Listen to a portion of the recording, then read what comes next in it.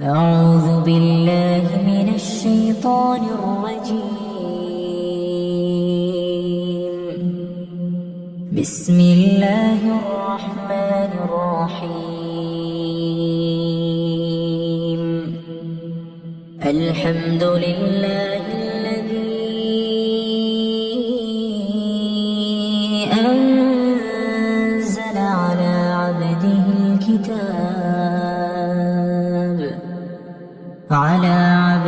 الكتاب ولم يجعل له عوجا قيما لينذر بأسا شديدا من لدنه ويبشر المؤمنين الذين يعملون الصالحات أن لهم أجرا حسنا ماكثين فيه أبدا وينذر الذين قالوا اتخذ الله ولدا ما لهم به من علم ولا لآبائهم كبرت كلمة تخرج من أفواههم إن يقولون إلا كذبا فلعلك باخع نفسك على آثارهم إن لم يؤمنوا بهذا الحديث أسفا إنا جعلنا ما على الأرض زينة لها لنبلوهم أيهم أحسن عملا وإنا لجاعلون ما عليها صعيدا جرزا أم حسبت أن أصحاب الكهف والرقيم كانوا من آياتنا عجبا إذ أوى الفتية إلى الكهف فقالوا ربنا آتنا من لدنك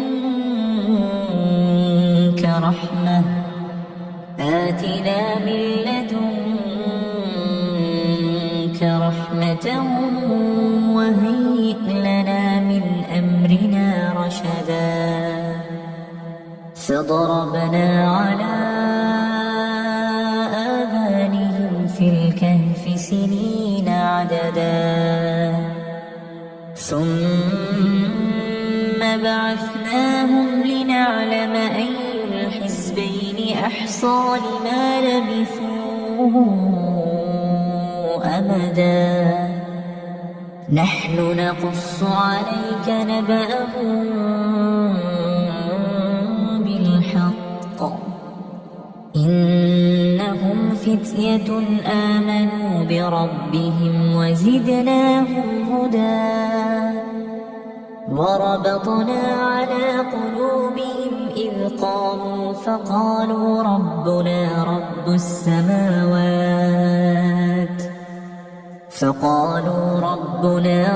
السماوات والأرض لن ندعو من دونه إلها لقد قلنا إذا شططا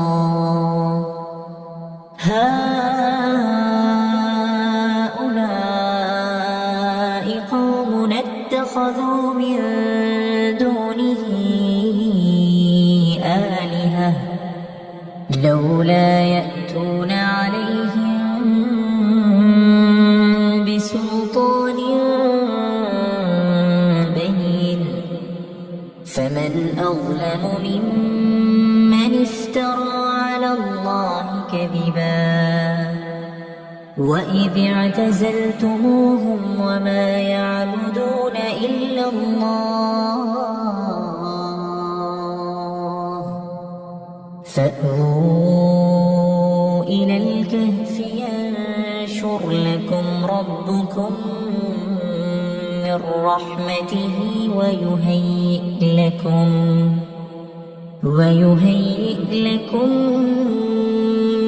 من أمركم مرفقا وترى الشمس إذا طلعت تزاور عن كهفهم ذات اليمين وإذا غربت تقرضهم ذات الشمال وهم في فجوة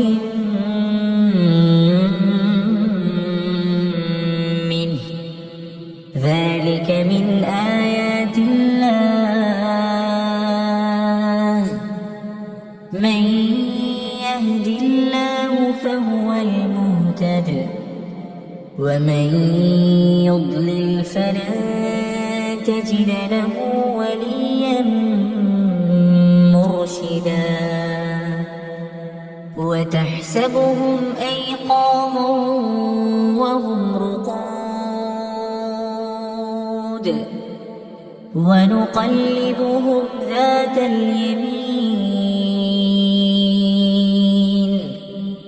وذات الشمال وكلبهم باسط ذراعيه بالوصيد لو اطلعت عليهم لوليت منهم فرارا ولملئت منهم رعبا وكذلك بعثناهم ليتساءلوا بينهم قال قائل منهم كم لبثتم قالوا لبثنا يوما أو بعض يوم قالوا ربكم أعلم بما لبثتم فابعثوا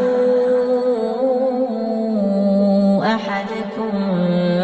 بورقكم هذه إلى المدينة فلينظر أيها أزكى طعاما فليأتكم برزق منه وليتلطف ولا يشعرن بكم أحدا إنهم إن يظهروا عليكم يرجموكم أو يعيدوكم في ملتهم ولن تفلحوا إذا أبدا وكذلك أعثرنا عليهم ليعلموا أن وعد الله حق وأن الساعة لا ريب فيها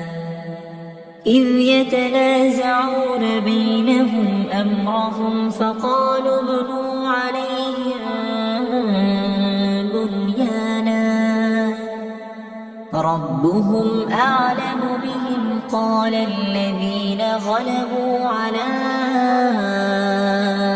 أمرهم لنتخذن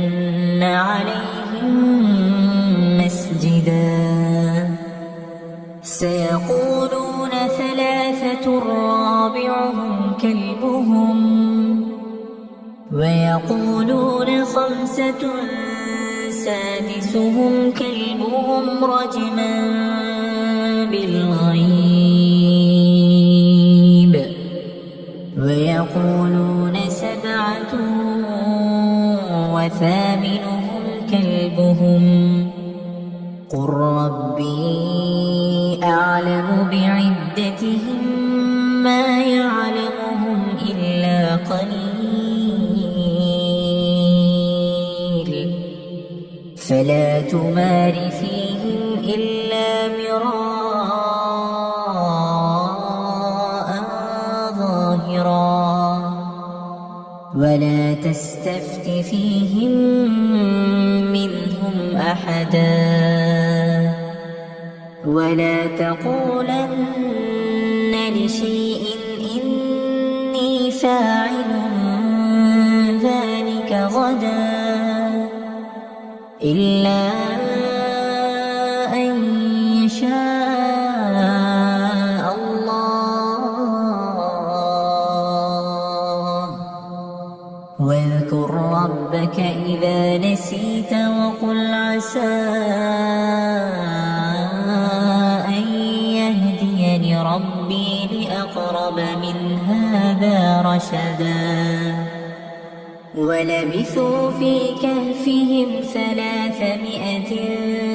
سنين وازدادوا 9 قل الله أعلم بما لبثوا له غيب السماوات والأرض أبصر به وأسمع ما لهم من دونه من ولي ولا يشرك في حكمه أحدا واتل ما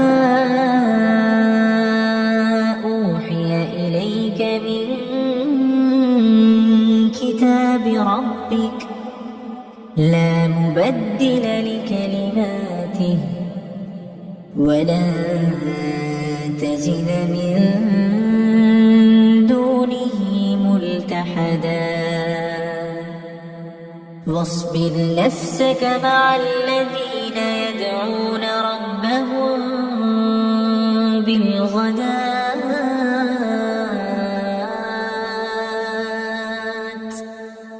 والعشي يريدون وجهه ولا تعد عيناك عنهم تريد زينة الحياة الدنيا ولا تطع من أغفلنا قلبه عن ذكرنا واتبع هواه وكان أمره فرطا وقل الحق من ربكم فمن شاء فليؤمن ومن شاء فليكفر إنا أعتدنا للظالمين نارا أحاط بهم سرادقها وإن يستغيثوا يغاثوا بماء كالمهل يشوي الوجوه بئس الشراب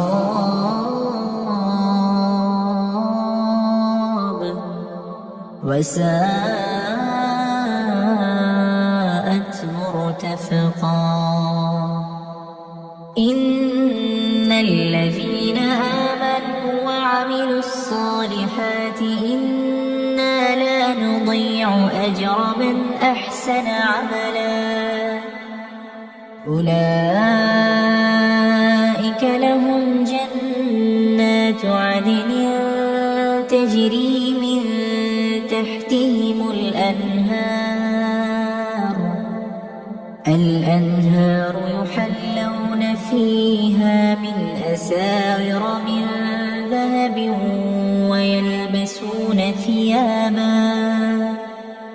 ويلبسون ثيابا خضرا من سندس وإستبرق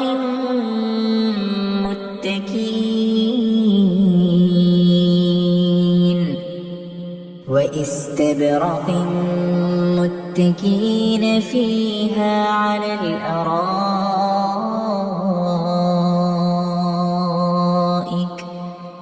نعم الثواب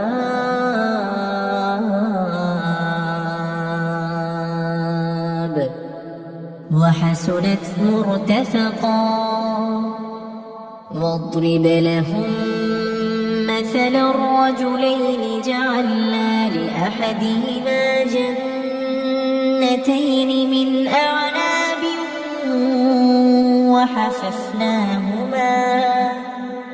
وحففناهما بنخل وجعلنا بينهما زرعا كلتا الجنتين آتت أكلها ولم تظلم منه شيئا وفجرنا خلالهما نهرا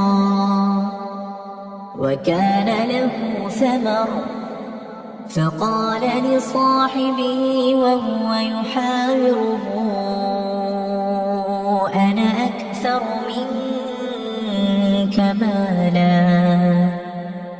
أنا أكثر منك مالا وأعز نفرا ودخل جنته وهو ظالم لنفسه قال ما أظن أن تبيد هذه أبدا وما أظن الساعة قائمة ولئن رددت إلى ربي لأجدن خيرا منها منقلبا قال له صاحبه وهو يحاوره أكفرت بالذي خلقك من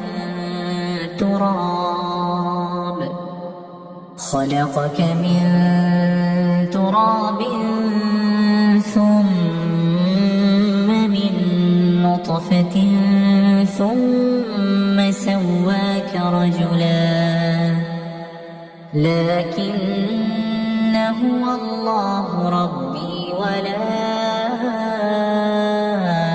أشرك بربي أحدا ولولا إذ دخلت جنتك قلت ما شاء الله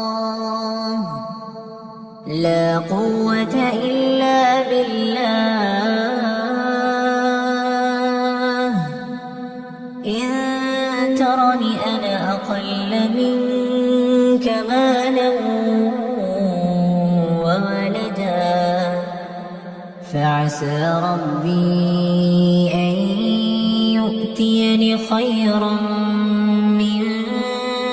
جنتك ويرسل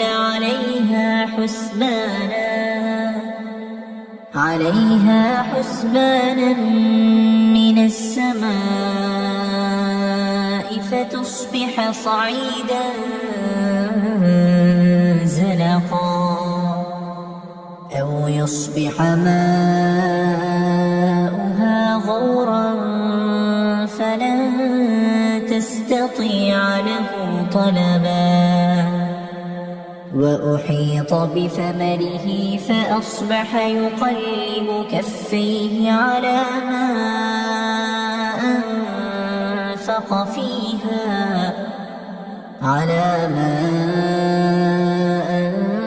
أنفق فيها وهي خاوية على عروشها ويقول يا ليتني لم أشرك بربي أحدا ولم تكن له فئة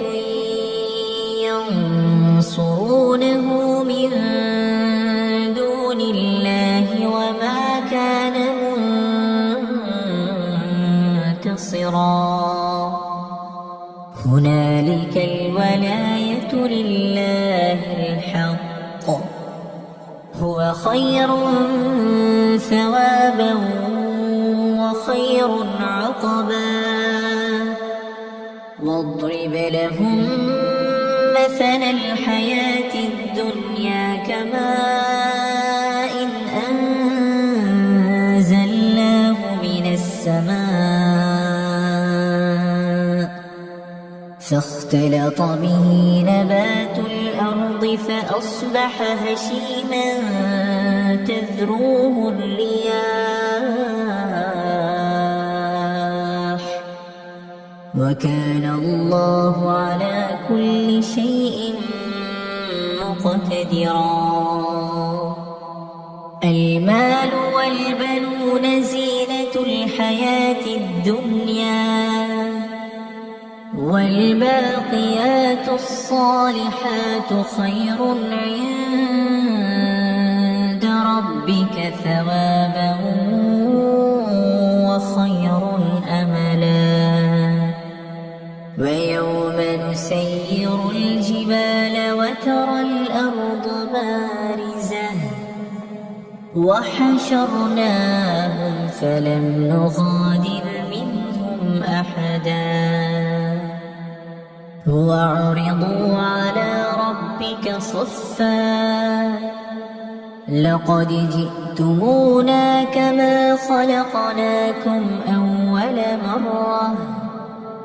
بل زعمتم أن لن نجعل لكم موعدا ووضع الكتاب فترى المجرمين مشفقين مما فيه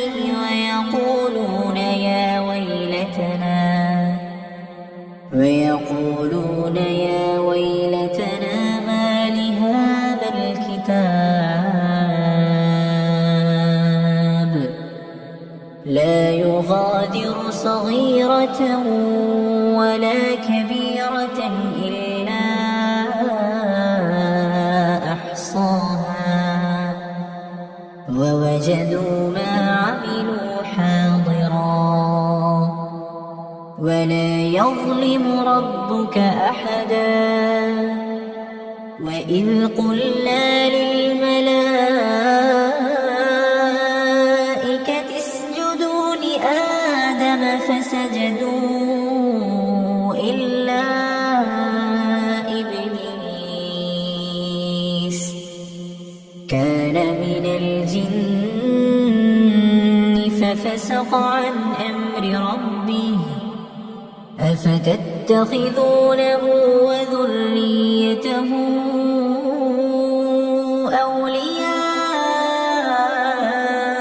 أولياء من دوني وهم لكم عدو بئس للظالمين بدلا ما أشهدتهم خلق السماوات والأرض ولا خلق أنفسهم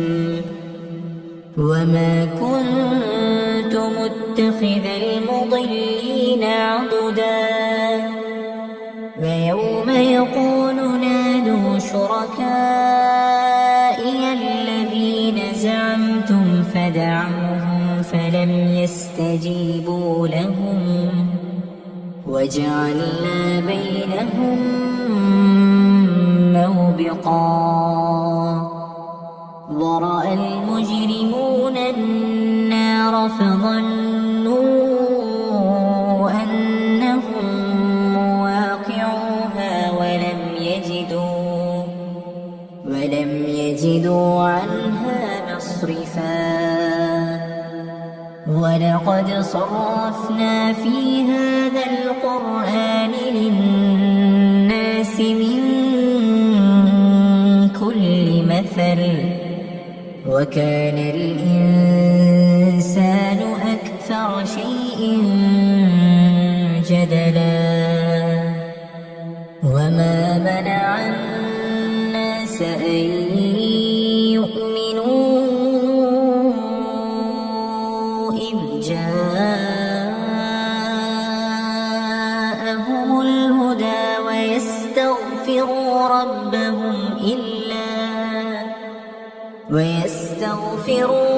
ربهم إلا أن تأتيهم سنة الأولين أو يأتيهم العذاب قبلا وما نرسل المرسلين إلا مبشرين ومنذرين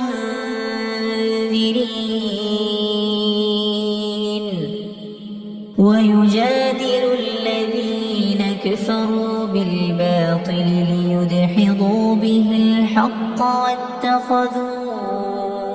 آياتي وما أنذروا هزوا ومن أظلم ممن ذكر بآيات ربه فأعرض عنها ونسي ما قدمت يداه إنا جعلنا على قلوبهم أكنة أن يفقهوه وفي آذانهم وقرا وإن تدعهم إلى الهدى فلن يهتدوا إذن أبدا وربك الغفور ذو الرحمة لو يؤاخذهم بما كسبوا لعجل لهم العذاب بل لهم موعد لن يجدوا من دونه موئلا وتلك القرى أهلكناهم لما ظلموا وجعلنا لمهلكهم موعدا وإذ قال موسى لفتاه لا أبرح حتى أبلغ مجمع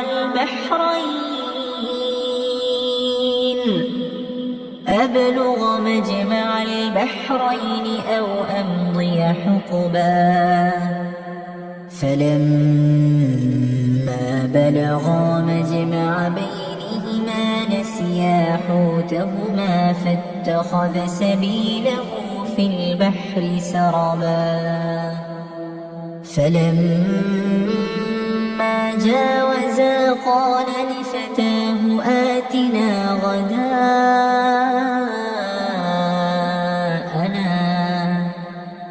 لقد لقينا من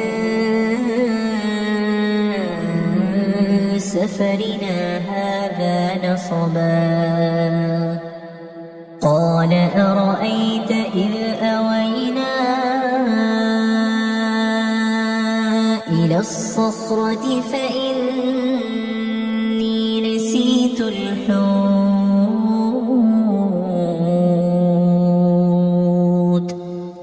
وما أنسانيه إلا الشيطان أن أذكره واتخذ سبيله في البحر عجبا قال ذلك ما كنا نبغ فارتدا على آثارهما قصصا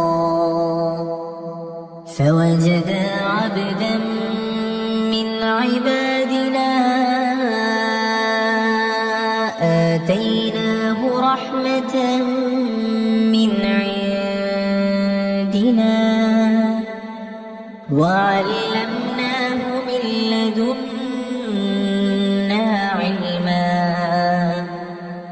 قال له موسى هل أتبعك على أن تعلمني مما علمت رشدا قال إنك لن تستطيع معي معي صبرا وكيف تصبر على ما لم تحط به خبرا قال ستجدني إن شاء الله صابرا ولا أعصي لك أمرا قال فإن اتبعتني فلا تسألني عن شيء حتى أحدث لك منه ذكرا فانطلقا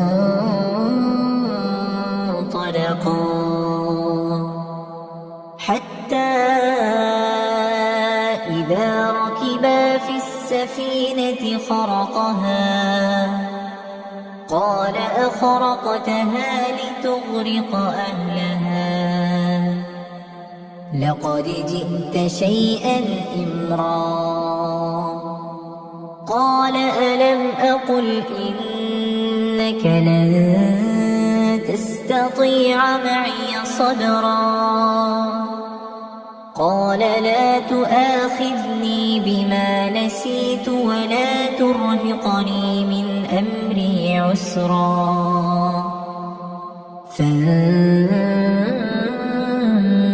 فانطلقا حتى إذا لقيا غلاما فقتله قال أقتلت نفسا زكية بغير نفس لقد جئت شيئا نكرا قال ألم أقل لك إنك لن تستطيع معي صبرا قال إن سألتك عن شيء بعدها فلا تصاحبني قد بلغت من لدني عذرا فانطلقا حتى إذا أتيا أهل قرية استطعما أهلها فأبوا أن يضيفوهما فوجدا فيها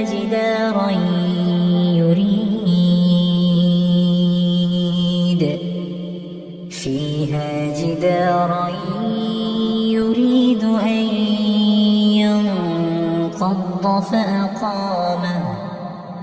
قال لو شئت لاتخذت عليه أجرا قال هذا فراق بيني وبينك سأنبئك بتأويل ما لم تستطع عليه صبرا أما السفينة فكانت لمساكين يعملون في البحر فأردت أن أعيبها وكان وراءهم ملك يأخذ كل سفينة غصبا وأما الغلام فكان أبواه مؤمنين فخشينا أن يرهقهما طغيانا وكفرا فأردنا أن يبدلهما ربهما خيرا منه زكاة وأقرب رحما وأما الجدار فكان لغلامين يتيمين في المدينة وكان تحته كنز لهما وكان أبوهما صالحا فأراد ربك أن يبلغا أشدهما ويستخرجا كنزهما رحمة من ربك وما فعلته عن أمري ذلك تأويل ما لم تسطع عليه صبرا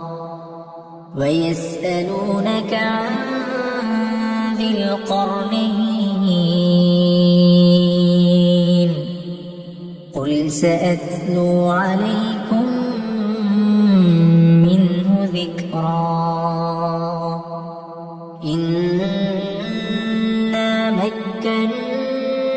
له في الأرض وآتيناه من كل شيء سببا فأتبع سببا حتى إذا بلغ مغرب الشمس وجدها تغرب في عين حمئة ووجد عندها قوما قلنا يا ذا القرنين إما أن تعذب وإما أن تتخذ فيهم حسنا قال أما من ظلم فسوف نعذبه ثم يرد إلى ربه فيعذبه عذابا نكرا وأما من آمن وعمل صالحا فله جزاء الحسنى وسنقول له من أمرنا يسرا ثم أتبع سببا حتى إذا بلغ مطلع الشمس وجدها تطلع على قوم لم نجعل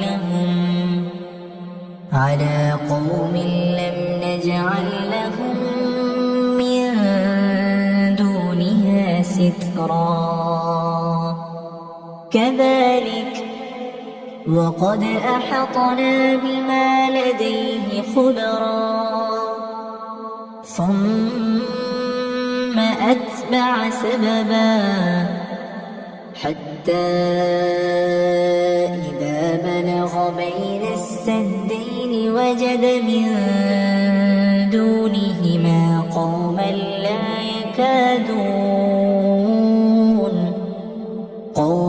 لا يكادون يفقهون قولا قالوا يا ذا القرنين إن يأجوج ومأجوج مفسدون في الأرض فهل نجعل لك خرجا على أن تجعل بيننا وبينهم سدا قال ما مكني فيه ربي خير فأعينوني بقوة أجعل بينكم وبينهم ردما آتوني زبر الحديد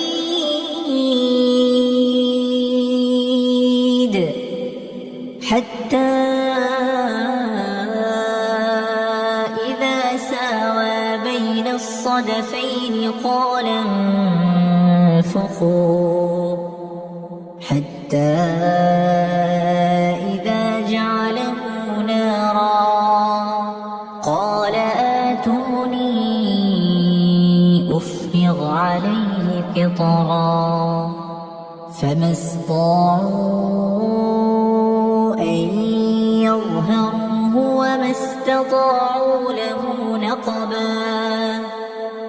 قال هذا رحمة من ربي فإذا جاء وعد ربي جعله دكا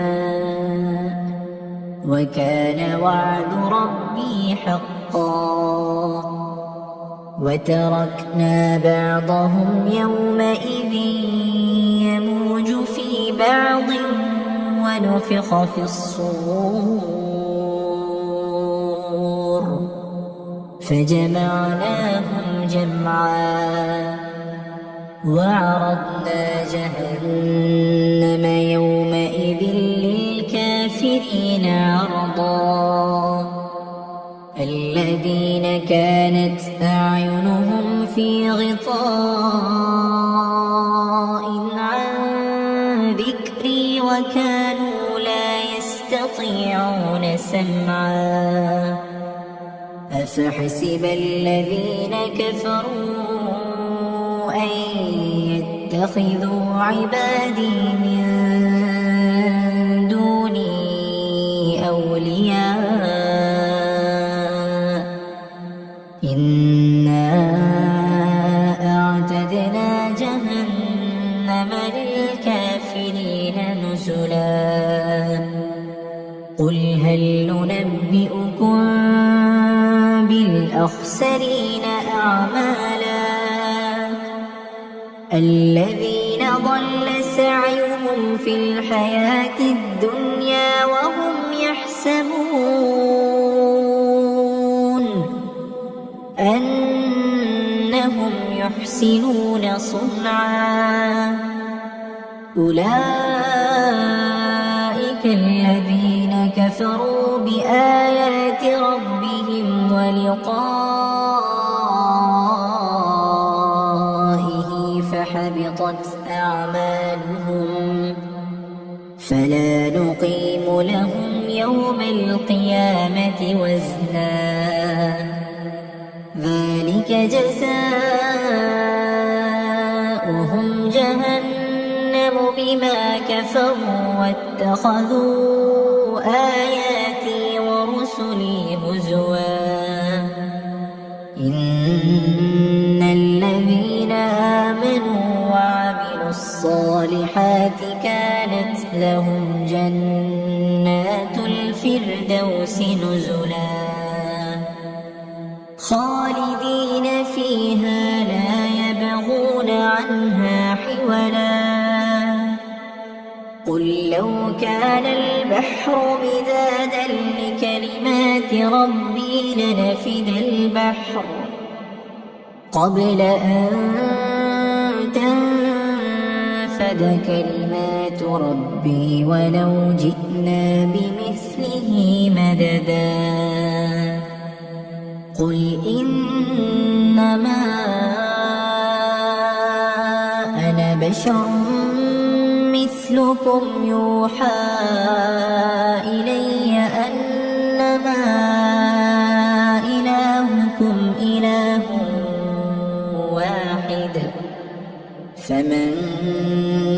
كان يرجو لقاء ربه فليعمل عملا صالحا ولا يشرك بعبادة ربه أحدا أعوذ بالله من الشيطان الرجيم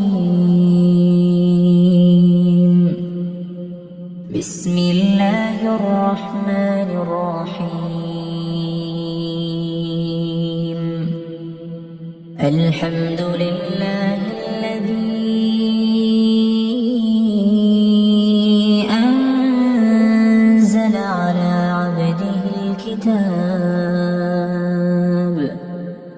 على عبده الكتاب ولم يجعل له عوجا قيما لينذر بأسا شديدا من لدنه لدنه ويبشر المؤمنين الذين يعملون الصالحات أن لهم أجرا حسنا ماكثين فيه أبدا وينذر الذين قالوا اتخذ الله ولدا ما لهم به من علم ولا لآبائهم كبرت كلمة تخرج من أفواههم إن يقولون إلا كذبا فلعلك باخع نفسك على آثارهم إن لم يؤمنوا بهذا الحديث أسفا إنا جعلنا ما على الأرض زينة لها لنبلوهم أيهم أحسن عملا وإنا لجاعلون ما عليها صعيدا جرزا أم حسبت أن أصحاب الكهف والرقيم كانوا من آياتنا عجبا إذ أوى الفتية إلى الكهف فقالوا ربنا آتنا من لدنك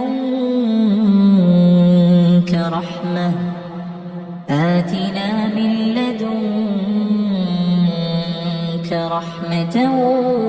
وهيئ لنا من أمرنا رشدا فضربنا على آذانهم في الكهف سنين عددا ثم بعثناهم لنعلم أي الحزبين أحصى لما لبثوا أمدا نحن نقص عليك نبأهم بالحق إنهم فتية آمنوا بربهم وزدناهم هدى وربطنا على قلوبهم إذ قاموا فقالوا ربنا رب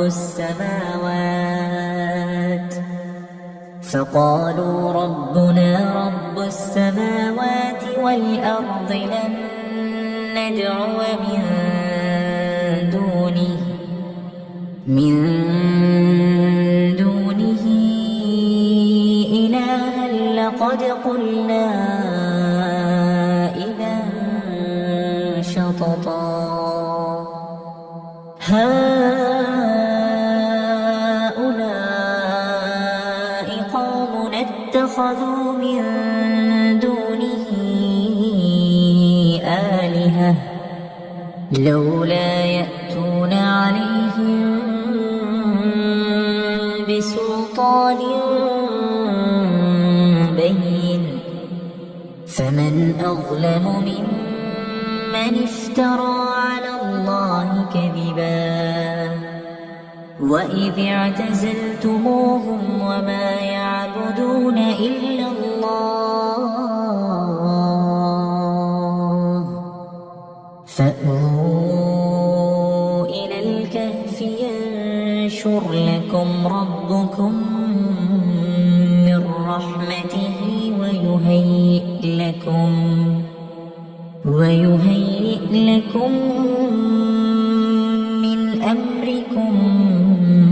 مرفقا وترى الشمس إذا طلعت تزاور عن كهفهم ذات اليمين وإذا غربت تقرضهم ذات الشمال وهم في فجوة منه ذلك من آيات الله من يهد الله فهو المهتد ومن يضلل فلن تجد له وليا مرشدا وتحسبهم أيقاظا وهم رقود ونقلبهم ذات اليمين وذات الشمال وكلبهم باسط ذراعيه بالوصيد لو اطلعت عليهم لوليت منهم فرارا ولملئت منهم رعبا وكذلك بعثناهم ليتساءلوا بينهم قال قائل منهم كم لبثتم قالوا لبثنا يوما أو بعض يوم قالوا ربكم أعلم بما لبثتم فابعثوا أحدكم بورقكم هذه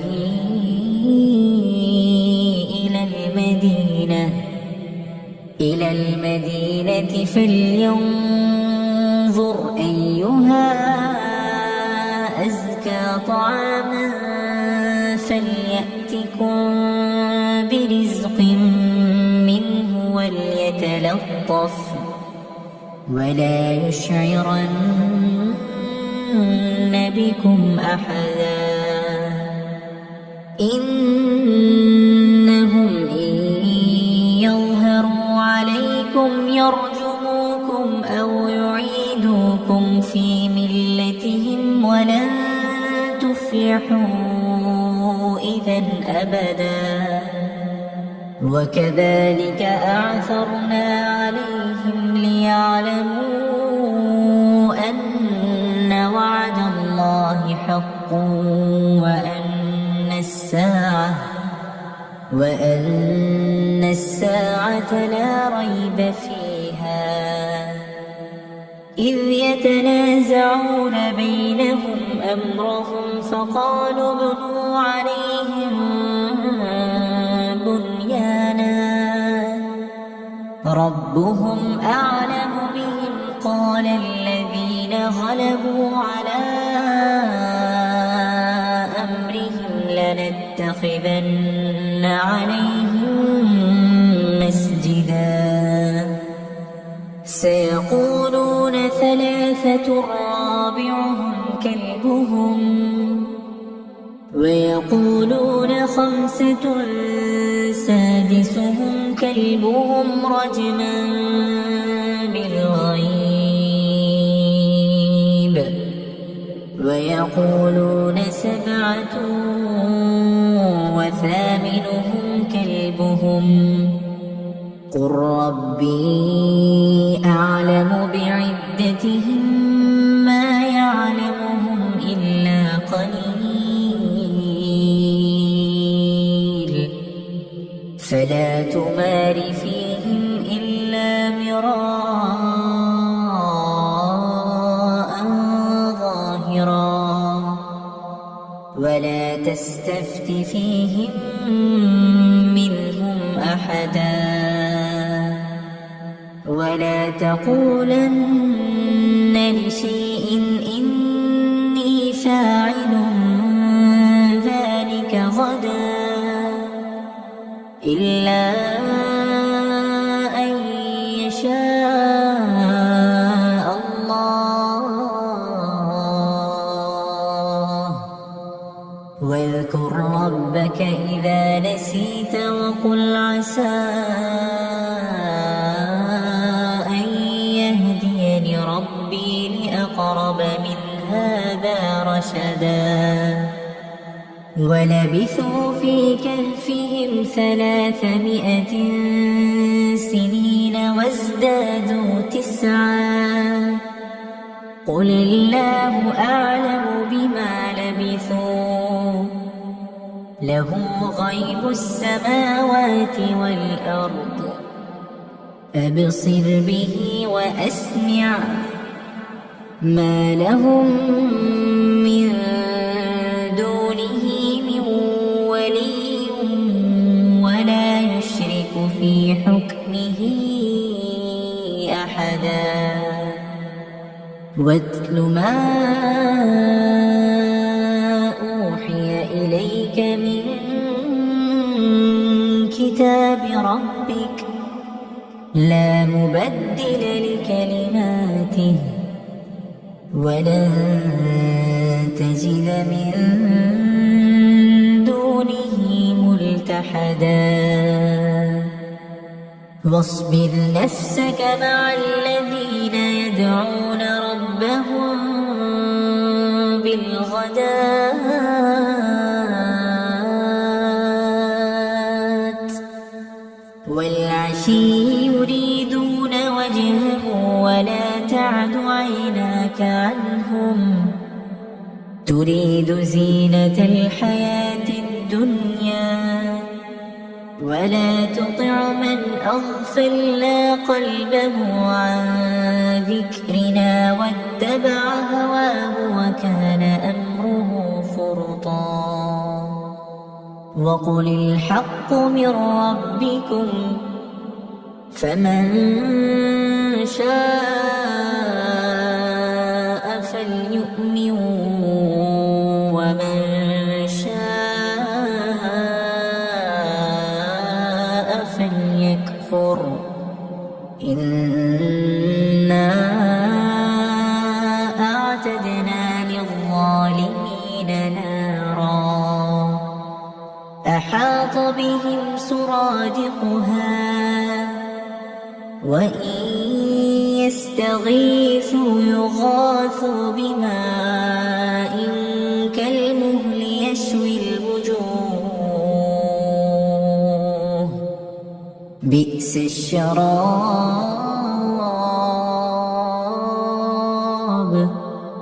وساءت مرتفقا إن الذين آمنوا وعملوا الصالحات إنا لا نضيع أجر من أحسن عملا أولئك لهم جنات عدن تجري من تحتهم الأنهار يحلون فيها من أساور من ذهب ويلبسون ثيابا خضرا من سندس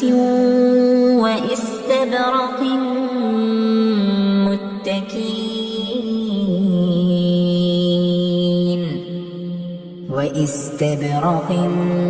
متكئين فيها على الأرائك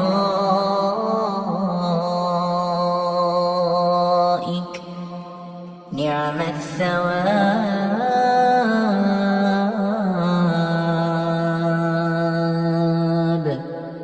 وحسنت مرتفقا واضرب لهم مثل الرجلين جعلنا لأحدهما جنتين من أعناب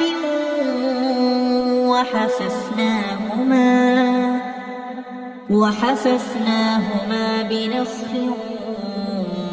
وجعلنا بينهما زرعا كلتا الجنتين آتت أكلها ولم تظلم شيئا وفجرنا خلالهما نهرا وكان له ثمر فقال لصاحبه وهو يحاوره أنا أكثر منك مالا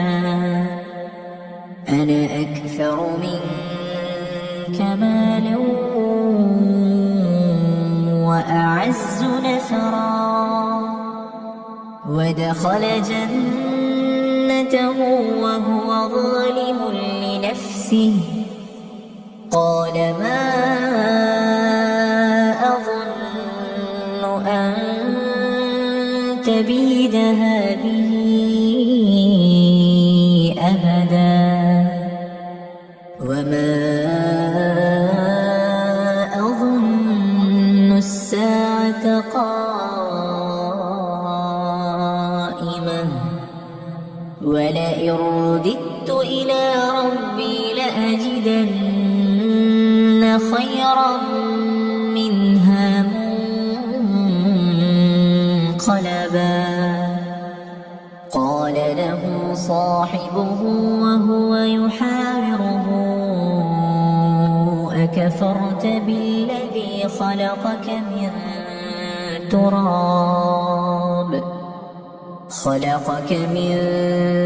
تراب ثم من نطفة ثم سواك رجلا لكن هو الله ربي ولا أشرك بربي أحدا ولولا إذ دخلت جنتك قلت ما شاء الله لا قوة إلا بالله إن ترني أنا أقل منك مالا وولدا فعسى ربي أن يؤتيني خيرا من جنتك ويرسل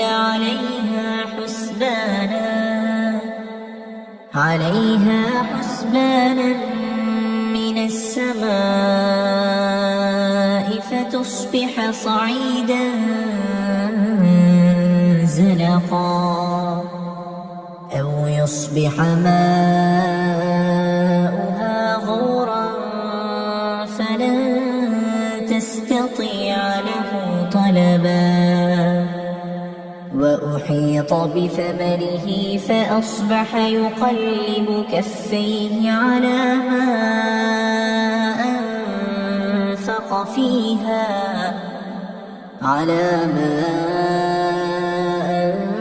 أنفق فيها وهي خاوية على عروشها ويقول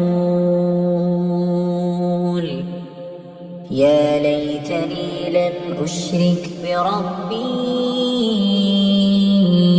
أحدا ولم تكن له فئة ينصرونه من دون الله وما كان منتصرا هنالك الولاية لله الحق هو خير ثوابا وخير عقبا واضرب لهم مثل الحياة الدنيا كماء أنزلناه من السماء فاختلط به نبات الأرض فأصبح هشيما تذروه الرياح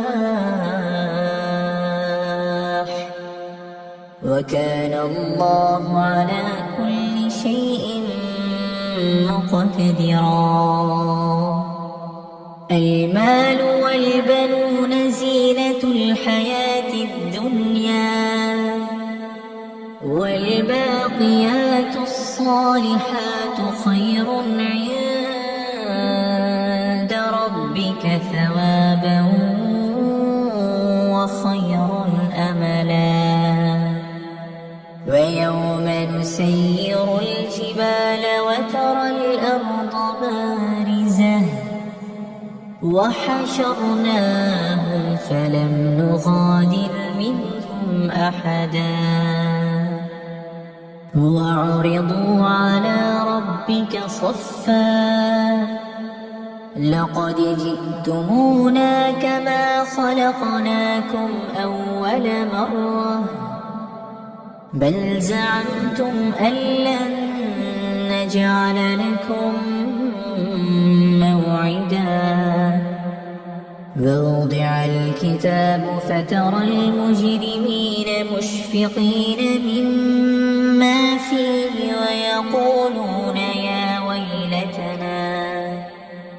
ويقولون يا ويلتنا ما لهذا الكتاب لا يغادر صغيرة ولا كبيرة إلا أحصاها ووجدوا ما عملوا حاضرا ولا يظلم ربك أحدا وإذ قلنا للملائكة اسجدوا لآدم فسجدوا إلا إبليس كان من الجن ففسق عن أمر ربه أفتتخذونه وذريته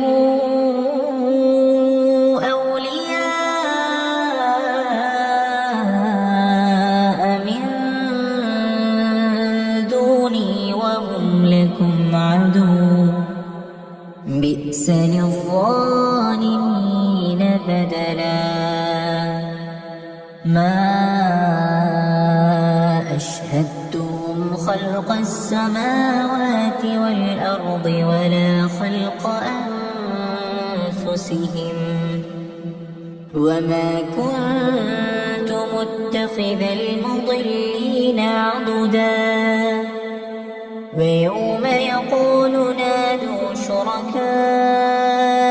الذين زعمتم فدعوهم فلم يستجيبوا لهم وجعلنا بينهم موبقا ورأى المجرمون النار فظنوا أنهم واقعوها ولم يجدوا عنها مصرفا ولقد صرفنا في هذا القرآن للناس من كل مثل وكان الإنسان أكثر شيء جدلا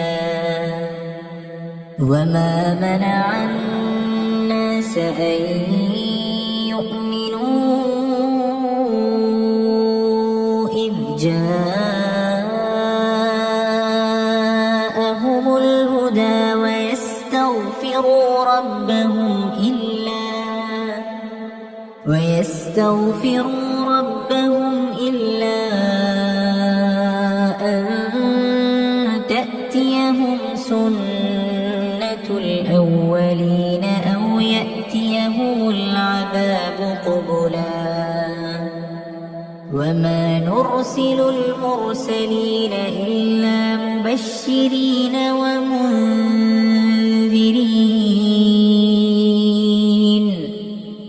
ويجادل الذين كفروا بالباطل ليدحضوا به الحق واتخذوا آياتي وما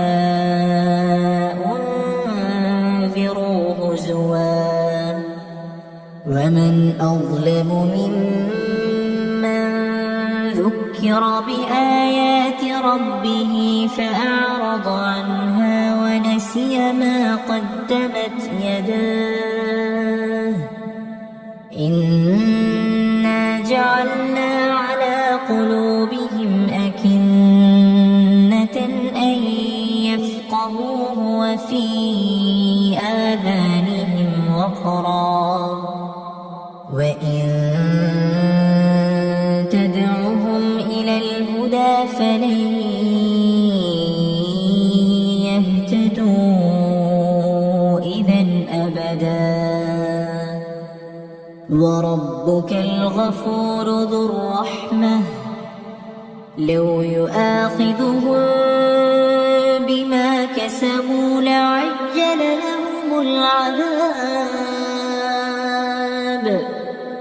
بل لهم موعد لن يجدوا من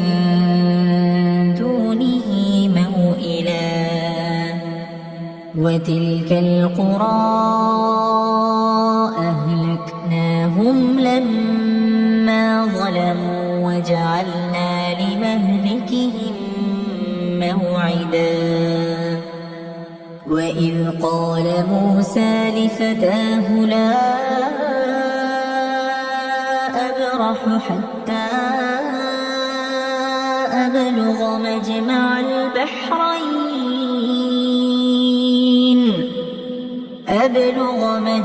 البحرين أو أمضي حقبا فلما بلغا مجمع بينهما نسيا حوتهما فاتخذ سبيله في البحر سربا فلما جاوزا قال لفتاه آتنا غداءنا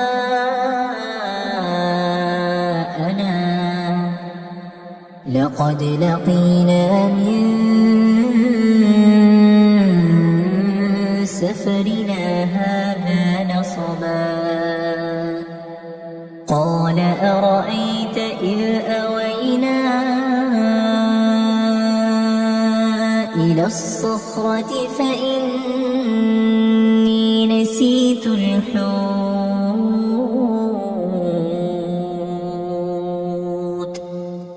وما أنسانيه إلا الشيطان أن أذكره واتخذ سبيله في البحر عجبا قال ذلك ما كنا نبغ فارتدا على آثارهما قصصا فوجدا عبدا من عبادنا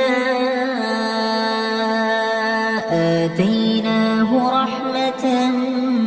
من عندنا وعلمناه من لدنا علما قال له موسى هل أتبعك على أن تعلمني مما علمت رشدا قال إنك لن تستطيع معي صبرا وكيف تصبر على ما لم تحط به خبرا قال ستجدني إن شاء الله صابرا ولا أعصي لك أمرا قال فإن اتبعتني فلا تسألني عن شيء حتى أحدث لك منه ذكرا ذكرا فانطلقا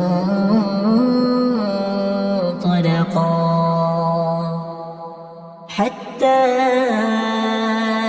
إذا ركبا في السفينة خرقها قال أخرقتها لتغرق أهلها لقد جئت شيئا إمرا قال ألم أقل إنك لن تستطيع معي صبرا قال لا تؤاخذني بما نسيت ولا ترهقني من أمري عسرا فانطلقا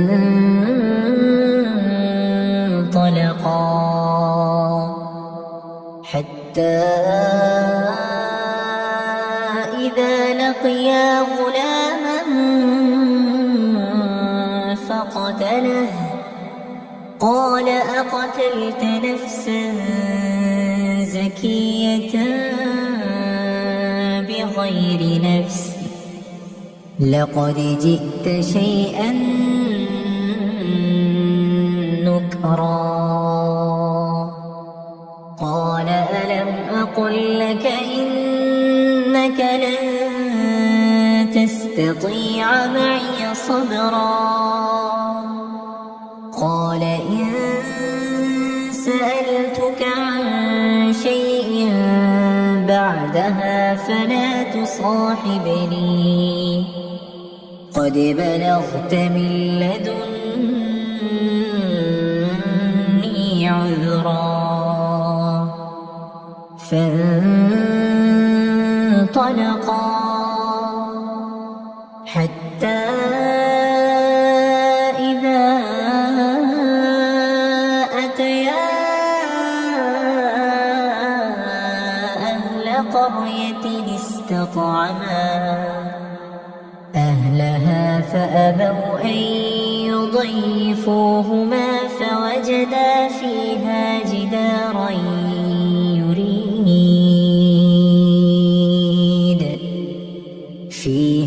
جدارا يريد أن ينقض فأقامه قال لو شئت لاتخذت عليه أجرا قال هذا فراق بيني وبينك سأنبئك بتأويل ما لم تستطع عليه صبرا أما السفينة فكانت لمساكين يعملون في البحر فأردت أن أعيبها وكان وراءهم ملك يأخذ كل سفينة غصبا وأما الغلام فكان أبواه مؤمنين فخشينا أن يرهقهما طغيانا وكفرا فأردنا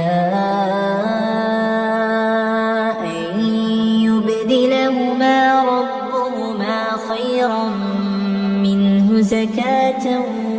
وأقرب رحما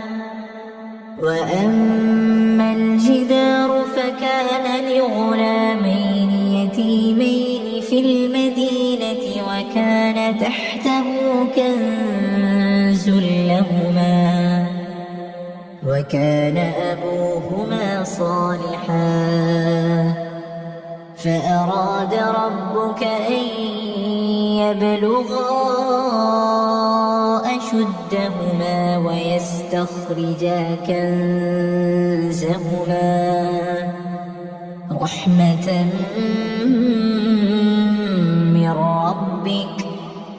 وما فعلته عن أمري ذلك ذلك تأويل ما لم تسطع عليه صبرا ويسألونك عن ذي القرنين قل سأتلو عليكم منه ذكرا إنا مكنا له في الأرض وآتيناه من كل شيء سببا فأتبع سببا حتى إذا بلغ مغرب الشمس وجدها تغرب في عين حمئة ووجد عندها قوما قلنا يا ذا القرنين إما أن تعذب وإما أن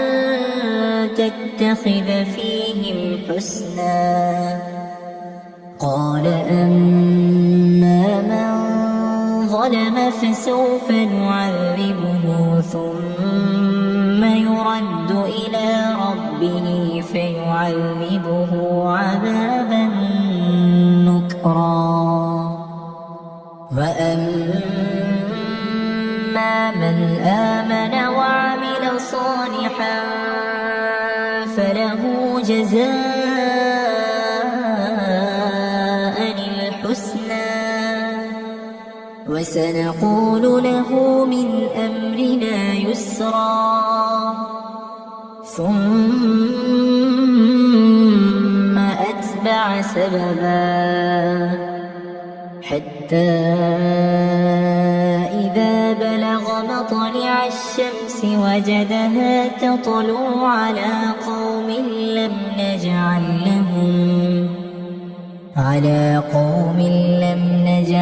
لهم من دونها سترا كذلك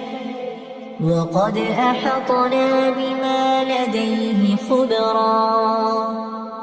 ثم أتبع سببا حتى إذا بلغ بين السدين وجد من دونهما قوما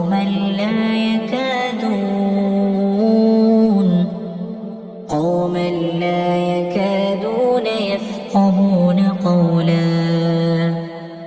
قالوا يا ذا القرنين إن يأجوج ومأجوج مفسدون في الأرض فهل نجعل لك خرجا على أن تجعل بيننا وبينهم سدا قال ما مكني فيه ربي خير فأعينوني بقوة أجعل بينكم وبينهم ردما آتوني زبر الحديد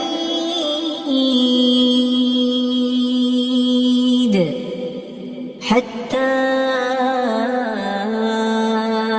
إذا ساوى بين الصدفين قال انفخوا حتى إذا جعله نارا قال آتوني أفرغ عليه قطرا فما استطاعوا أن يظهروه وما استطاعوا له نقبا قال هذا رحمة